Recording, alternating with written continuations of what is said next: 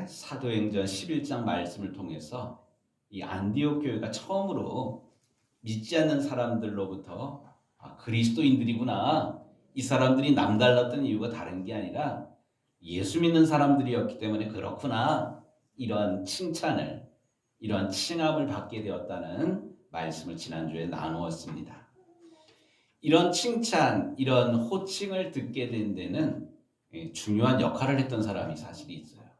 그 사람이 누구냐면 바나바라는 사람이에요. 바나바는 뭐야? 바나나도 아니고 바나바. 이 바나바라는 사람이 도대체 어떤 사람인가? 이 바나바는 사실 예수님의 12제자 가운데 드는 사람이 아니에요.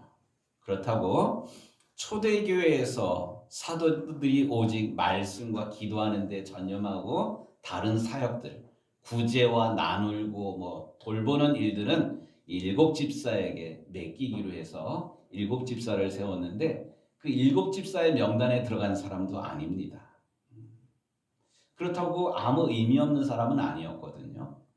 우리가 지금 사도행전 11장까지를 쭉 읽고 있는데 오직 성령이 너희에게 임하시면 너희가 권능을 받고 예루살렘과 유대와 사마리아와 땅끝까지 이르러 내 증인이 되라는 주님의 명령을 따라서 교회가 예루살렘 교회를 벗어나서 지금 사마리아를 넘어서 땅끝까지 복음이 이렇게 확산되는 이런 과정 가운데 있게 됩니다.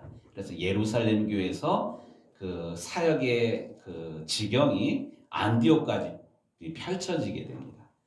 예루살렘에서 안디옥으로 이제 본격적으로 안디옥 교회의 바울을 중심으로 세계 선교의 활동들이 이제 펼쳐지게 될 것입니다. 예루살렘 교회의 대표는 누구냐? 베드로 사도예요. 그렇다면 안디옥 교회에서 열심히 사역했던 사람은 누구냐? 바울이에요. 그렇다면 베드로와 바울, 예루살렘 교회와 안디옥 교회, 요 사이에 애매한 포지션의 사람이 있습니다. 그 사람이 누구냐? 바나바예요. 우리들이 하는 말 중에 낀 세대라는 그런 말이 있어요. 권사님 들어보셨죠? 낀 세대. 우리 교인들 대부분 옛날에 가난한 시절에 태어난 그런 분들이잖아요. 가난한 시절에. 애들은 이렇게 엄마, 아버지가 많이 나가지고 기본 4, 5이야. 저희도 6남매예요. 가난한 시절, 배고픈 시절, 어렵게 아둥바둥 어쨌든 살아오면서 고생을 하면서도 우리의 가치는 뭐였냐? 부모님한테 효해야 된다는 거. 이 가치를 가지고 자라났는데 허리띠 졸라매고 또 배움의 한을 가지면서도 내 자식에게는 이런 서러움 주지 말아야겠다. 열심히 살아오셨잖아요. 그래서 이제 어느 정도 살만해지고 나이도 원만해졌잖아요. 그런데 이제 내가 효받아야 되는데 이 세대가 이제 바뀌어가지고 우리 엄마 아버지는 애들 5명, 4명, 5명 낳았는데 우리는 애들 1-2명만 낳아서 길렀는데 요놈들이 이제 효하는 게 아니라 요즘 어떤 세대예요? 애들 눈치를 봐야 되는 그런 세대잖아요. 이게 남의 집 얘기가 아니라 우리 집 이야기이기도 해요.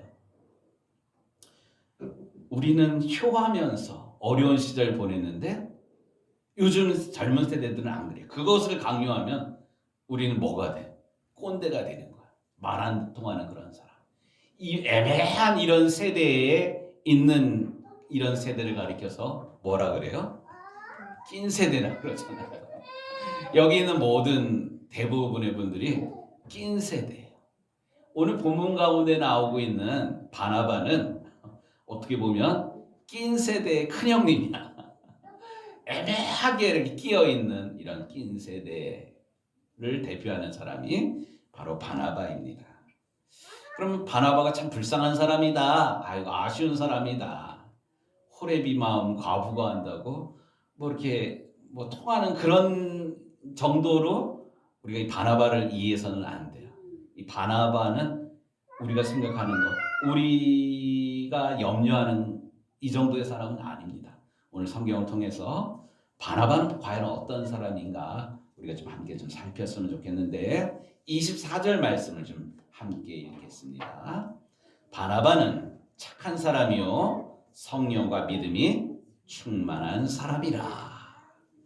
성경이 바나바를 뭐라 그래요? 착한 사람이고 성령과 믿음이 충만한 사람이라고 오늘 성경은 이 바나바에 대해서 구체적으로 이야기합니다. 이 세상에 존재하는 모든 사람들, 모든 것들은 사실 이름이 있습니다. 바나바도 이름이 있어요. 근데 이름이 그냥 뭐 소똥이, 개똥이 이렇게 부르는 게 아니라 그의 아버지가 바나바라는 이름을 지을 때는 특별한 마음을 가지고 바나바라고 이름을 지었어요. 바나바. 예. 히브리어로 바, 벤 이런 그 접두사가 들어가면 아들이라는 뜻이에요. 아들. 나바는 뭐냐? 히브리어 그 명사 가운데 나비라는 그런 명사가 있어요. 나비야 그건 아니고요. 나비는 뭐냐면 예언자, 선지자, 하나님의 종 뭐 이런 뜻이에요. 그러니까 이 바나바의 부모님이 이 아들을 낳아서 이름을 바나바라고 지을 때는 하나님의 종의 선지자 뭐 이런 개념으로 그 이름을 지었습니다. 사도행전 4장에 보니까 사도행전 4장 좀 한번 지난번에 한번 읽었던 말씀인데 사도행전 4장 36절에 구브로에서 난 레이족 사람이 있으니 이름은 요셉이라. 사도들이 일컬어 바나바라. 번역하면 위로의 아들이라 하니. 이 바나바라는 이름의 뜻이 뭐냐면 위로의 아들이에요. 선지자, 예언자가 하는 역할이 결국 하나님의 말씀으로 다른 사람들을 위로하고 격려하고 세우는 그런 일들을 하지 않습니까? 이 바나바는 그런 이름을 가지고 있습니다. 이런 그 남다른 이름을 가지고 있다. 이것도 중요한데 아까 읽었던 사도행전 4장 마지막 절에 보니까 그가 밭이 있음에 팔아서 그 값을 가지고 사도들의 발 앞에 두니라. 가난했던 사람은 아닌 것 같아요. 재산이 있는 그런 사람이고요. 은혜 받고 성령 체험한 다음에 이 밭을 팔아가지고 사도들 앞에 자발적으로 내놓습니다. 그런데 사도행전 5장 말씀에 보면 이 바나바가 밭이 있는데 그것을 팔아서 사도들의 발 앞에 두었다. 이 사건이랑 연결되는 인물이 나오는데 아나니아랑 삽비라 부부가 나와요. 근데 아나니아랑 삽비라 부부가 사람들이 은혜 받은 다음에 밭을 팔아가지고 교회 내놓는 것을 보고 우리도 그래야 되나 보다 해가지고 파는데 이게 자원해가지고 은혜 받고 자발적으로 파는 게 아니라 이거 어쩔 수 없이 분위기 따라서 밭을 파는 그런 거예요. 내려고 딱 보니까 덜컥 부담스러운 겁니다. 우리도 그런 거 있잖아요. 매주 10,000원씩 헌금 낼 때랑 갑자기 뭐 절기 헌금이나 교회 어려움이 있어가지고 같이 우리가 일심으로 헌금합시다 이러면 헌금의 단위가 조금 많아지면 덜컥 겁이 나는 그런 거 있지 않습니까? 좀 요런 상황이야. 그러니까 이 아나니아랑 삽비라가 판 것의 일부를 숨겨놓고 가져다가 이제 사도들의 발 앞에 두니까 베드로가 묻습니다. 이게 다냐? 그러면 다래요. 거짓말을 한 그런 꼴이 됩니다. 그런데 바나바는 그러질 않았어요. 바나바가 참 대단하다는 그런 이유 가운데 하나가 뭐냐면 6장에 가면 그 초대교회 7집사를 뽑는데 7집사의 명단이 쭉 나와요. 6장 5절에 보니까 스데반과 빌립과 브루고노와 니가노르와 디몬과 뭐 이렇게 나오는데 우리가 스데반이랑 빌립 정도는 아는 이름이에요. 근데 그 다음에 나오는 사람들 니가노르 뭐 이런 사람들은 전혀 들어보지 못하는 그런 사람이에요. 유명하지도 않는 그런 사람이에요. 제가 만약에 이 바나바였다라면 화가 났을 거야. 나도 재산 팔아가지고 교회 냈는데 교회에서 알아주지를 않아. 또 집사를 세우는데 나보다 헌금 적게 내고 나보다 유명하지도 않는 사람들을 집사로 세우는데 내 이름이 빠졌어. 문영은 선생님 서운해요, 안 서운해요? 서운하죠. 서운하면 섭섭마귀가 들어오면 어떻게 돼요? 시험에 들어요. 그럼 어떻게 됩니까? 뭐 교회가 여기만 있나? 그럼 다른 교회 가려고 마음이 들쑥날쑥 막 이럴 거예요. 근데 바나바는 안 그랬대요. 야. 뿐만 아니라 오늘 읽은 그 본문의 말씀이 22절에 예루살렘 교회가 이 사람들의 소문을 듣고 바나바를 안디옥까지 보내니 뭐 이런 얘기가 나와요. 지금 바나바는 예루살렘 교회 사람이거든요. 예루살렘 교회에서 열심히 헌신했고 열심히 일했던 기둥 같은 그런 사람이에요.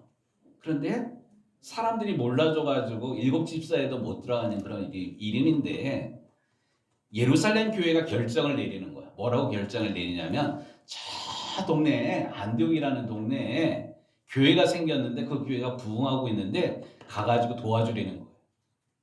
야, 여기서 한참 신앙생활 열심히 하고 있는데 죄송합니다.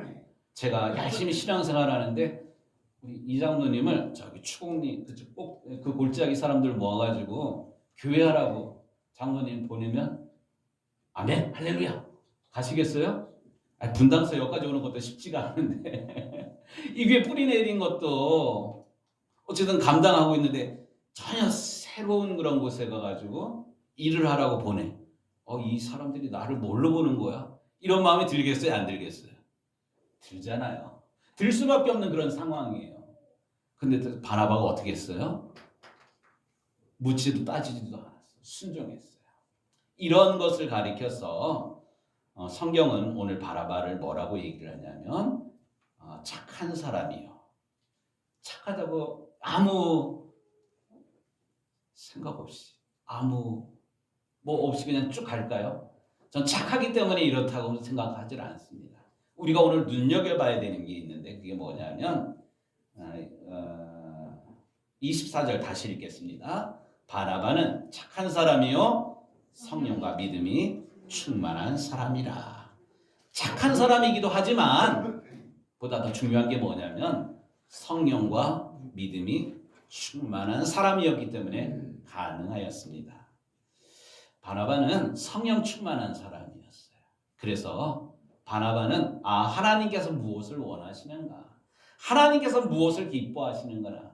하나님께서 지금 어떠한 일들을 하시는가를 이 바나바는 기도하면서 같이 바라봤던 사람입니다. 그렇기 때문에 하나님께서 예루살렘 교회뿐만 아니라 안디옥 교회를 통해서 놀라운 세계 선교의 일들을 펼쳐나가기를 원하시는구나를 알았기 때문에 순종하며 나아갔습니다. 우리 지난 10월에 감독 선거가 있어서 우리 이천중앙교회 김종필 목사님이 중앙위원회 감독님이 되셨어요. 감독님이 되시면서 어쨌든 뭐 공약도 있고 그러는데 연회 홈페이지에 들어가 보니까 우리 중앙위원회 표어가 바뀌었어요. 표어가 뭘로 바뀌었냐? 하나님의 꿈이 중앙위원회 비전이 되길 원합니다. 이런 슬로건으로 우리 중앙위원회 홈페이지에 우리 중앙위원회 표어가 이렇게 바뀌었더라고요. 저는 그거 딱 보면서 재작년인가요? 우리 유정교회 표어가 있었어요. 하나님의 꿈이 우리의 비전이 되고 예수님의 성품이 우리의 인격이 되고 성령의 능력이 우리의 능력이 되기를 원합니다. 이런 기도 제목이 있었잖아요. 올해도 우리 교회 표가 있어요. 이거 밑에 숨겨져 있는데 하나님 아버지의 마음을 품은 교회와 성도와 사역이 되기를 원합니다. 할렐루야. 바로 바나바가 이런 사람이에요. 지금 하나님께서 무엇을 원하시는가? 하나님께서 어떤 일들을 펼쳐나가시는가를 바라봤기 때문에 성령 충만하였기 때문에 믿음이 충만하였기 때문에 서운해하거나 섭섭해하거나 뭐 삐지거나 뭐 이러질 아니하고 묵묵히 교회의 결정에 따라 이렇게 순종하고 있다는 사실입니다. 이렇게 하여 예루살렘 교회를 떠나서 지금 안디옥까지 온 바나바가 오늘 말씀을 계속 이어서 보니까 25절 말씀입니다. 함께 읽겠습니다. 바나바가 사울을 찾으러 다소에 가서 만남에 안디옥에 데리고 와서 둘이 교회에 1년간 모여 있어. 아멘. 지금 안디옥 교회에 온 바나바가 와서 여러 가지 사역도 했겠죠. 근데 그 한 사역보다 더 중요한 게 사역들 가운데 가장 눈에 띄는 것이 사울을 만나러 다소로 갔다는 사실이에요. 사울은 누구입니까? 예수 믿는 사람들을 잡아 죽이던 핍박자예요. 그런데 어느 날 다메섹으로 가다가 사울이 예수님을 만난 다음에 이 사람이 바뀌었다라는 그런 전설 같은 소문을 듣게 됩니다. 그런데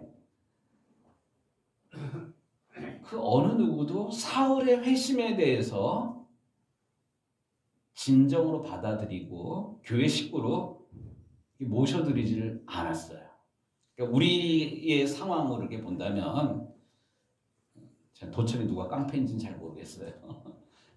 도척에, 아니 광주에 주먹개나 쓰는 건달이 있다고 칩시다. 이 건달이 어느 날 은혜를 받았어요. 부흥회 가가지고 은혜를 받고 천부의 의지 없어서 손 들고 옵니다. 이렇게 바뀌었어요. 이게 할렐루야 좋은 일이잖아요. 만약에 그 사람이 우리 유정교에 딱 나왔어. 유정교에 나오기 시작했어. 신한철 권사님 이거 어떻게 해야 돼요? 환영해 줘야 돼요. 이 사람 딱 여기 보면 착하게 살자. 문신 딱 그려져 있어. 이 사람 오면 왕년에 놀았던 칼자국도 있고 담배 냄새도 나고 이런 사람이 우리 문양원 사님 옆에 딱 앉았어. 문양원 사님 어떻게? 아니, 거기 못 왔지. 지금 이런 상황이라는 거예요. 그 어느 누구도 이 사울이 회심했다는 거를 이 고지고대로 안 들어요. 그리고 이게 무슨 꿍꿍이가 있나 이런 생각을 합니다. 이 하나님 말씀을 제가 좀 찾아봤어요. 갈라디아서 1장 17절에 보니까 나보다 먼저 사도된 자들을 만나려고 예루살렘에 가지 아니하고 아라비아로 갔다가 다시 다메섹으로 갔노라. 이런 본문의 말씀이 나오거든요. 그리고 사도행전 9장 26절에 사울이 예루살렘에 가서 제자들을 사귀고자 하나 다 두려워하여 그가 제자됨을 믿지 아니하고, 이런 말씀이 나와요. 우리는 사울이 회심한 다음에 바로 교회로 왔다라고 생각을 하는데 그거 아니에요. 사울이 회심한 다음에 아라비아 사막으로 가가지고 철저하게 회개하고 철저하게 하나님 앞에 낮아지는 그런 시간을 갖습니다. 몇 년을 가졌을까요? 3년을 갔어요. 3년을 갖고 이제 겸손한 마음으로 정말로 새로운 그런 마음으로 교회에 왔는데 사도들이 이상하게 보는 거야. 우리 아까 얘기했던 거 있잖아. 착하게 살자가 옆에 와 있는 그런 거. 그럼 이상하게 다 아는데 저 양반 어떤지 내가 다 아는데 이게 그 위장 취업, 위장 회심 이렇게 와가지고 우리 몇 시에 모이는지 몇 명이 모이는지 누구부터 잡아줘줘야 되는지 이런 의도로운 것 아닌가 이렇게 보고 있었다는 거예요. 어느 누구도 이 사울이랑 가까이 하지를 않습니다. 이러한 때에 바나바가 하나님의 계획, 하나님의 일하심, 하나님께서 무엇을 기뻐하시는가를 늘 끊임없이 물었던 사람이기 때문에 바나바가 어떻게 합니까? 바나바가 사울을 찾으러 갑니다. 사울을 찾으러 다소로 가서 만남에 안디옥으로 데리고 와서 둘이 교회에 1년간 모여 있어. 어느 누구도 화해의 손을 내밀지 않는 그런 상황에 열린 마음으로 사울을 찾아가서 교회에 데리고 오고 1년 동안 다른 일을 안 시켰어요. 함께 있었어요. 함께 있으면서 함께 기도하고 함께 은혜를 나누고 이러면서 성경 공부를 참 열심히 했던 그런 것 같아요. 둘이 교회에 1년간 모여 있어 큰 무리들을 가르쳤고 이런 이야기가 나오고 있습니다. 그러면서 정말로 이 사울의 회심이 가짜가 아니라 진짜임을 확인하고 이 사울이 정말로 대단한 사람임을 이 바나바는 알아보게 됩니다. 그래서 안디옥 교회에 보냄을 받아가지고 세계 선교를 나갈 때 바나바와 이 사울이 같이 동행을 하는 일들이 벌어지게 됩니다. 이 방문객이라는 그런 시를 여러분들 혹시 들어보셨습니까? 제가 한번 주보에 소개했던 그런 기억이 있는데 정현종이라는 연세대학교 교수님이 쓴 시인데 한번 좀 다시 들어보십시오. 사람이 온다는 건 실로 어마어마한 일이다. 그는 그의 과거와 현재 그리고 그의 미래가 함께 오기 때문이다. 한 사람의 일생이 오기 때문이다. 부서지기 쉬운, 그래서 부서지기도 했을 마음이 오는 것이다. 그 갈피를 아마 바람은 더듬어 볼 수 있을 마음. 내 마음이 그 바람을 흉내낸다면 필경 환대가 될 것이다. 뭐 이런 시가 있어요. 한 사람이 온다는 거 그냥 오는 건 정말로 아니거든요. 노사연이라는 그런 가수가 우리의 만남은 우연이 아니야 뭐 이런 것처럼 한 사람이 온다는 것은 그 사람의 과거와 현재 미래가 오는 어마어마한 그런 일들이거든요. 그런데 어느 누구도 다가가지 못하고 또 다가가더라도 이 회심한 사울의 마음을 어느 누구도 쓰다듬어 주지 못하는데 이때 이 바나바가 그 일을 감당했습니다. 좀 용서하고 좀 들으셔요. 제가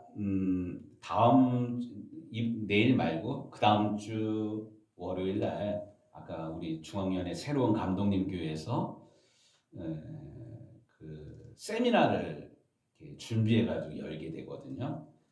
그 세미나 제목이 뭐냐면 애도 상담 뭐 이런 거를 해요. 그래서 좋은 애도와 나쁜 애도가 뭐냐면 슬픔 당한 사람의 마음을 우리가 어떻게 위로해 줄까 뭐 이러는 거예요. 부제가 뭐냐면 해도 되는 말과 해서는 안 되는 말 뭐 이런 주제를 가지고 슬픔 당한 이들을 어떻게 우리가 목회적으로 돌볼까 뭐 이런 세미나를 엽니다. 그도 그럴 게 이제 우리가 엊그저께 생각지도 않게 우리 집에서 기르던 개가 어쨌든 사고가 나서 죽었어요. 뭐 개 죽은 거 가지고 그냥 뭐 이런 거는 이 개가 요즘 개는 개가 아니에요. 반려견이에요. 또 우리 놈은 태어날 때부터 키워가지고 12년을 길러서 어떻게 보면 가족의 그런 개념이에요. 그런데 개가 죽었어요. 개가 죽으니까 우리 식구 꺼이꺼이 뭐 이렇게 울어요. 여러분들 이해해 주시고 받아 주셔서 감사해요. 근데 제가 이제 옆집 아저씨한테 걔가 안 보이네 뭐 이래가지고 사실 이렇게 엊그저께 걔가 저녁 때 나가다가 차에 치여가지고 죽었다고 뭐 이랬어요. 할아버지가 아예 안 됐네 이랬으면 끝났을 텐데 아저씨가 했던 말이 저한테 비수가 됐어. 뭐라 그랬냐면 아유 운전하는 사람 개 치면 재수 없다는데 그 사람 참 재수 없겠다 뭐 이런 얘기를 한 거예요. 이게 공감이 될까요 안 될까요? 이거 아니야. 그러니까 우리가 그 뭐 어려움 당한 그런 이들, 뭐 슬픔 당한 이들, 아이고 어떡합니까? 아이고 뭐라고 말씀드려야 될지 모르겠습니다. 요게 공감하는 그런 건데, 걱정하지 마세요. 다 천국에 간 거예요. 우리 하나님께서 특별한 뜻이 있어서 먼저 데려가신 거예요. 이게 어떻게 보면 신앙적인 이야기일 것 같은데 슬픔 당한 사람에게 위로가 될까요 안 될까요? 전혀 안 돼요. 같이 있는 거, 함께 있는 거, 함께 울어주는 거. 이게 정말로 공감하는 그런 마음이에요. 지금 오늘 본문 가운데 나오고 있는 바나바가 바로 이런 사람이에요. 회심을 했지만 어느 누구도 내 회심을 인정 안 해줘. 가까이 교회 다가가고 싶은데 다 전부 담을 쌓고 있어.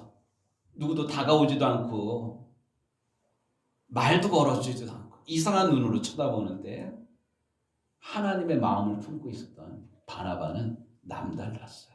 먼저 찾아가고 찾아가 손을 내밀었고 같이 밥을 먹었을 것이고 같이 잠을 잤을 것이고 같이 기도했을 것이고 이러는 사이에 바울이 사울이 변해서 바울이 되잖아요. 이 바울이 하나님의 은혜를 더 깊이 경험하게 되고요. 아, 복음이 되는 게 이런 거구나 깨닫게 되고요. 이렇게 정말로 회심한 바울이 이제 세계 선교를 위해서 본격적으로 쓰임 받게 됩니다. 오늘 본문의 말씀, 지난주 말씀의 뒤를 이어서 11장 후반절의 말씀을 우리가 사실 읽었어요. 어떤 말씀이 나오냐면 그때 그러니까 바나바가 사울을 데리고 안디옥 교회에 돌아와서 자리 잡고 있는 그 1년 그 어간에 선지자들이 예루살렘에서 안디옥에 이르니 와보니까 아가보라는 사람이 한 예언을 합니다. 성령 충만해가지고 예언을 하는데 천하의 큰 흉년이 들리라. 이제 곧 가뭄이 들 거다. 이렇게 예언을 했는데 실제로 글라우디오 황제 때 실제로 가뭄이 들어요. 근데 가뭄이 드는데 뭐 비가 안 내리는 그 정도가 아니라 다 말라버렸어요. 먹을 것만 마른 게 아니라 돈도 말라버리고 이러는 상황이에요. 이러한 때에 안디옥 교회가 모교회인 예루살렘 교회 교인들을 돕자는 그런 붐이 일어납니다. 그리하여서 30절 말씀을 보니까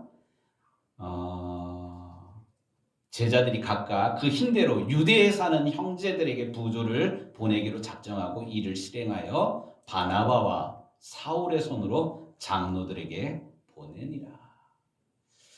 이제는 이 사울이라는 사람이 그 감시를 받아야 되는 미심적인 눈으로 바라보는 그 사람이 아니라 바나바와 함께 이 바울이 이제 교회의 이제 기둥으로 뿌리 내리고 이제 본격적인 활동을 시작하게 됩니다. 하나님께서 기뻐하시는 일들이 실제로 벌어집니다. 저는 오늘 말씀을 준비하면서 이 바나바가 한 행동이 우리 하나님께서 기뻐하시는 하나님 아버지의 마음이 그대로 바나바에게 묻어있다라는 그런 마음을 가지고 오늘 말씀을 사실 준비했습니다. 성탄절이 무엇입니까? 성탄절.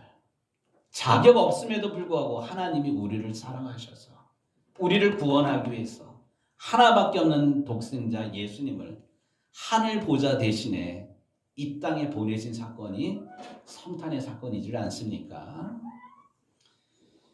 하나님이 우리를 있는 모습 그대로 반겨주신 것, 맞아주신 것, 손님으로, 아니 친구로 이렇게 우리를 받아주신 사건이 성탄의 사건입니다.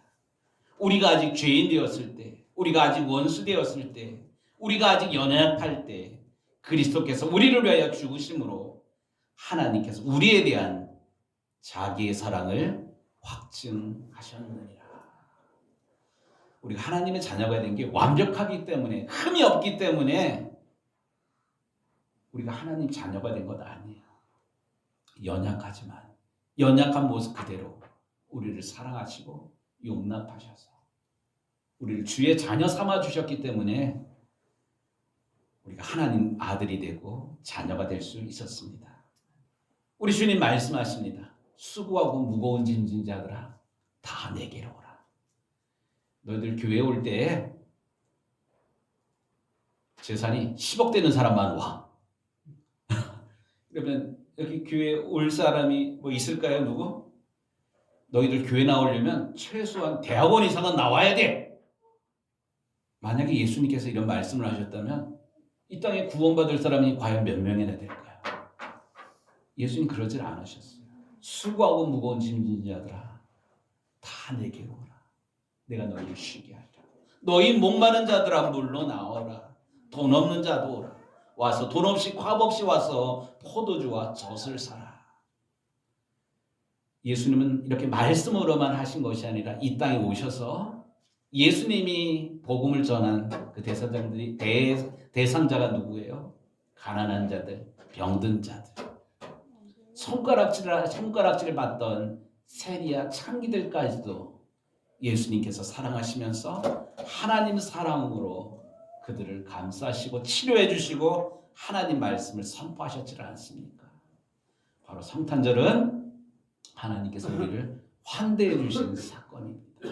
이런 어마어마한 사랑과 어마어마한 환대를 받은 우리 또한 이 성탄의 계절에 우리 하나님께서 무엇을 기뻐하시고 우리 하나님이라면 어떻게 하실까를 물으면서 받은 은혜를 이웃을 향하여서 흘러보내는 환대하는 그런 믿음을 갖게 되기를 우리 주님의 이름으로 축복합니다.